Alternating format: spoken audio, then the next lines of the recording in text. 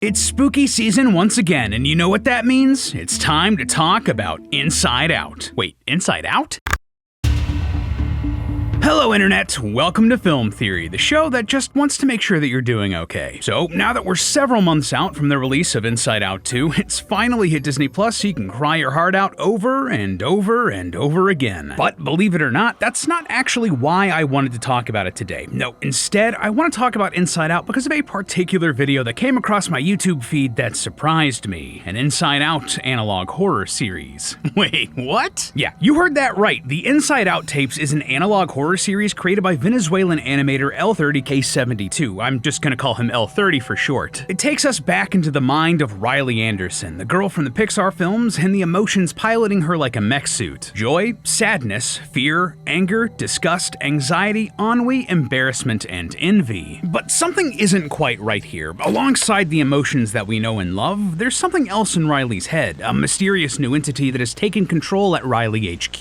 And while every emotion in the movies wants the best for Riley, this being wants the worst for her. It fills her head with false memories and dark thoughts and turns many of the emotions into monstrous reflections of themselves. Now, this might sound like it could be a lighthearted, spooky time, something akin to The Nightmare Before Christmas or Goosebumps, but, well, it's not. I'm going to be real with you. The Inside Out tapes is one of the darkest subjects we've ever covered on the channel. This isn't a joke, it isn't a bit. While this analog horror uses the bright, colorful characters from Inside Out, it covers heavy topics like trauma, mental health, and self-harm. By the end, it's a story worth telling and a story worth hearing, but no shame if this one isn't for you theorists. And if at any point you feel like the subject matter we're covering today affects you, we've left resources and phone lines from around the world in the description that can offer you help. But if you stick around for this one, the Inside Out tapes show us a monstrous entity wreaking havoc on Riley's sanity. And figuring out what this entity is will be the key to helping Riley and her emotions stop it. Get ready, loyal theorists. This one's going to get real. So let's go over what we actually see happen in the series, shall we? The story starts with a slideshow telling us that Riley's been really going through it. She keeps reliving a very unhappy memory in her head over and over, one where she's in the back of a car before the car seems to hit something. Joy has taken it upon herself to help Riley suppress this corrupt memory, but something else is also living inside of Riley's head. Some strange, dark entity that sneaks up on and ambushes Joy. It starts to change Joy, physically morphing her into straight-up nightmare fuel before she goes on a rampage throughout Riley's head. The other emotions try to contain this corrupted Joy, but fail. Sadness and anger are killed, while disgust, envy, and embarrassment are infected with whatever has overtaken Joy. Fear, ennui, and anxiety manage to escape, though the infected emotions chase after them. Now, with no one to stop it, this entity plants a new idea inside Riley's head, taking her own life.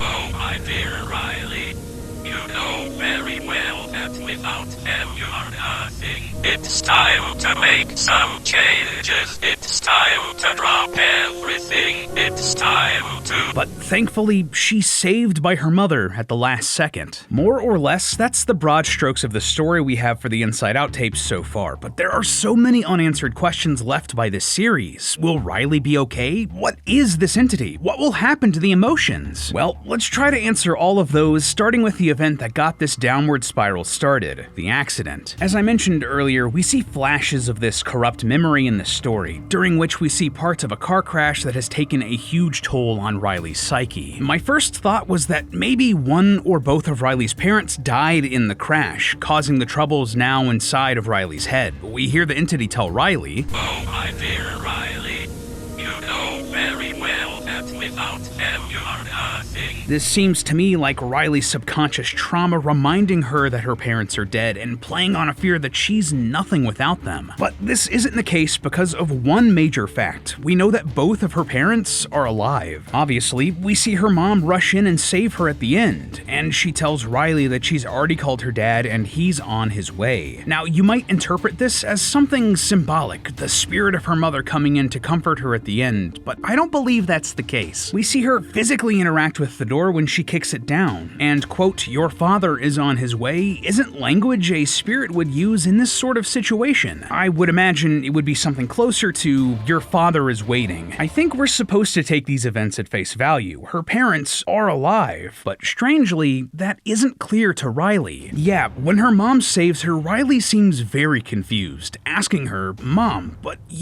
what happened to the accident? What about Dad? Is he okay?" Riley thinks that both of her parents died when that isn't the case. There's a clear disconnect between what Riley thinks happened and what actually happened. Her head's full of memories that didn't happen, something we actually see explicitly shortly afterward as fear, anxiety, and on we get to the back of Riley's mind. They come across a pile of what they call false thoughts, memories of things that never occurred. And if we look back at what we see of the memory of the accident, we can confirm that this is one of those false memories. Right before the crash, we see the silhouette of some monstrous being right outside of the car. That is a manifestation of this weird entity inside of this false memory, because he's the reason Riley thinks it's real in the first place. This entire car crash is a false memory. There was no accident. So that then begs the question, what the heck even is this entity? Like, this thing is weird, right? We see it creating these false memories, infecting other emotions, and it can take control of Riley like the emotions can. Well, first off, it might be easier to start out with what this entity isn't. Like, it's clearly not an emotion like the others are. It's not a personification of a normal part of the emotional spectrum. Joy straight up says this, and it also lines up with the fact that it wants to hurt Riley. Think about it. One of the things that has been very consistent about the Inside Out franchise is that all of the emotions only want what's best for Riley, even if they disagree on what that is. That is just straight up not what we see here from this entity. Secondly, we also know that this entity probably isn't trauma. That was actually my first thought going into the series, that this was sort of a representative of trauma corrupting the emotions. Studies have shown that trauma can negatively impact someone's psychology and emotions, so it all fit, except for the fact that the accident that caused the trauma wasn't real. It was a false memory. And even if there was some traumatic car crash at some point in Riley's past, when Joy is first looking into the false memories, she says that the entity's influence has been here for months, since before the accident. So this entity can't be the result of trauma on the brain from that car crash. It's something else, something underlying. So what is it? Well, we get a big hint from the title of this video. Yeah, okay, if that made no sense, fair. It's just a random assortment of letters. Or is it? Yeah, if you've been watching Theorists long enough, you know that random letters like this aren't actually often all that random, and this string of letters is actually a good old Caesar cipher. If you take each letter in the title and wind it back one letter in the alphabet, it instead reads psicosis, the Spanish word for psychosis. And to really drive this home, there's also a QR code that briefly flashes on screen in a blink and you miss it moment, leading you to a medical site describing the condition. Okay then, what is psychosis? Well, while the media often throws around words like psychotic willy-nilly, they probably shouldn't. According to medlineplus.gov, psychosis is a condition where a person has difficulty telling what's real from what isn't. They may have false beliefs about what's happening around them, who people are, or in some cases, they may even hallucinate, seeing or hearing things that aren't actually there. A lot of the time, this condition doesn't just come out of nowhere. It can be the result of brain tumors, diseases like Parkinson's or dementia, or serious psychiatric disorders. Think things like schizophrenia or bipolar disorder. Given what we see in the Inside Out tapes, I believe Riley is suffering from one or more of these psychiatric disorders, and specifically bipolar disorder. Why? Well, several of the symptoms line up, and one of the teasers L30 made for the series was straight up called bipolar, so seems cut and dry. Generally speaking, bipolar disorder isn't just one thing. Instead, it's an entire spectrum. According to the Diagnostic and Statistical Manual of Mental Disorders, or DSM, created by the American Psychiatric Association, bipolar disorder has two main extremes. The first is a manic or hypomanic episode. Basically, a person's emotions will be elevated, their thoughts will constantly be racing, their mind and feelings are just kicked into overdrive. And mapping this onto the Inside Out tapes, this really reflects what we see happen to the infected emotions, doesn't it? They become more energetic, like they're kicked into overdrive. Corrupted Joy isn't even necessarily Joy anymore. She's she's mania. On the other extreme, someone with bipolar disorder may often pair manic episodes with what are known as major depressive episodes. This is pretty much exactly what it sounds like. Days where someone can be in a depressed mood with a lack of interest in pretty much anything. This is often paired with feelings of worthlessness, guilt, and recurring thoughts of death. The shots we see of Riley outside of her head really play into this, but even what happens inside of her head fits too. Oftentimes, these depressive episodes are characterized by fear of the unknown, increased anxiety, or a complete loss of interest in things that once made you happy. Fear, anxiety, and ennui, exactly the emotions that would represent these depressive episodes. Actually, ennui taking center stage as a major character in this story really stuck out to me because I've often heard depression described not as an intense sadness, but instead a lack of any emotion at all. In this universe, that's basically what ennui represents. So, okay, Riley is suffering from a psychosis brought on by bipolar disorder. The entity inside of her head is a manifestation of that psychosis, and it's having a negative impact on her mental health and emotional state. So now, I have to ask, what are the next steps here for Riley? What's next for the emotions inside of her head? Well, it's complicated. Psychology is not easy, and the human brain, with all of its quirks, is complex. Things aren't black and white, and even if she's gotten professional help, it might not be the exact help she needed. Now, don't get me wrong, seeking a professional like a doctor or a psychiatrist is absolutely something you should do if you're struggling with these sorts of mental health issues. I cannot encourage that enough. Things can just get difficult when these professionals are trying to figure out what type of help to provide. Let's take a look at a physical problem like COVID, for example, and compare it to a psychological one. Two people can have COVID but show completely different symptoms, and a doctor might not know that they both have the same disease until they test for it. At that point, they can prescribe the correct medications and treatments. But what if making a positive diagnosis wasn't as easy as a quick test? Imagine trying to diagnose someone with COVID only from their symptoms. Do they have COVID, the flu, malaria? They all have similar symptoms, and it might be hard to tell just from those symptoms alone. Well, in the world of psychology, the symptoms are all they have to deal with, and while the symptoms for multiple psychological disorders may be similar, the potential treatments could be radically different. Two people with the same diagnosis might show completely different symptoms but get the same treatment, while two people with the exact same symptoms might be prescribed completely different treatments to manage their symptoms. It's incredibly complicated,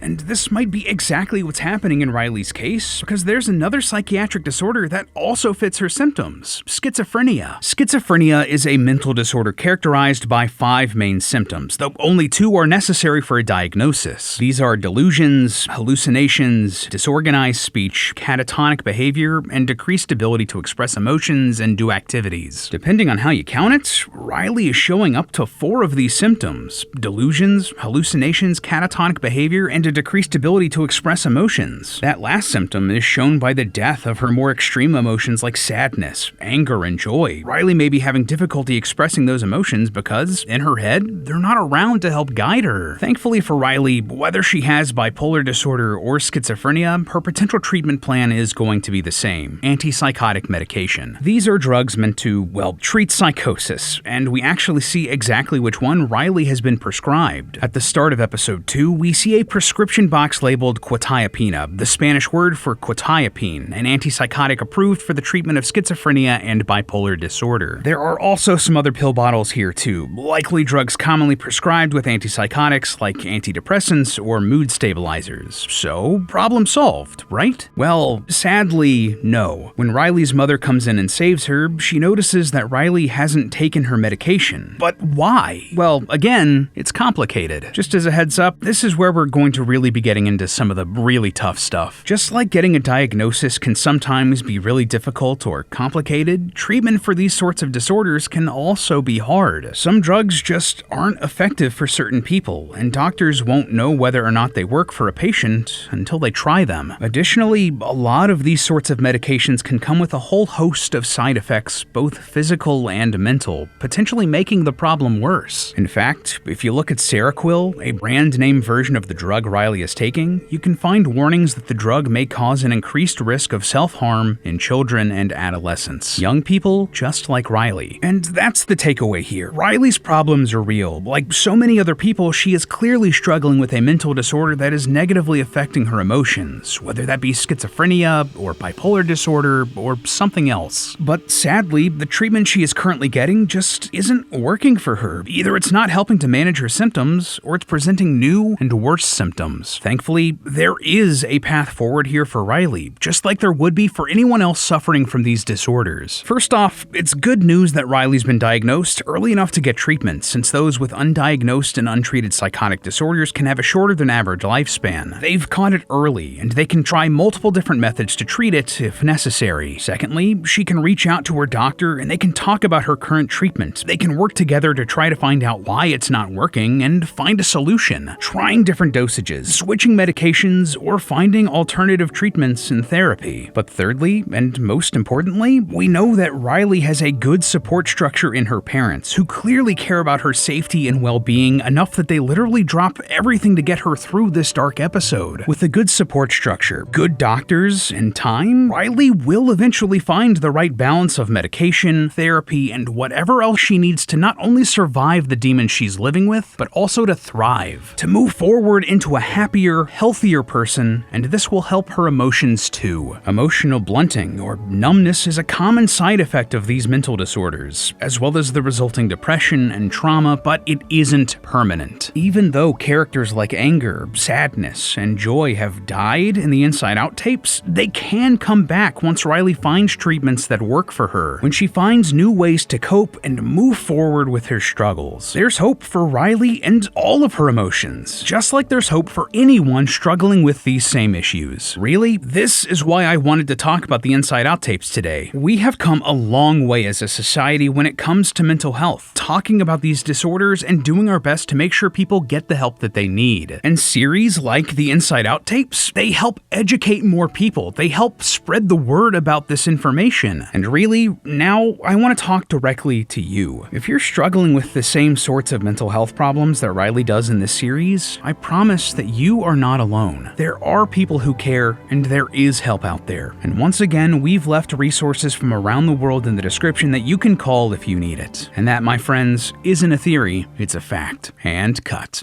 Next time on Film Theory. What Miles is feeling here and everything he's confronting, Shadow Demon and all, are real things that can happen in the real world. And what's even worse for Miles, this can be deadly, with the danger only amplified by Miles' very own superpowers. These visions and Miles' spider sense reaction to them could be leading him to an early grave.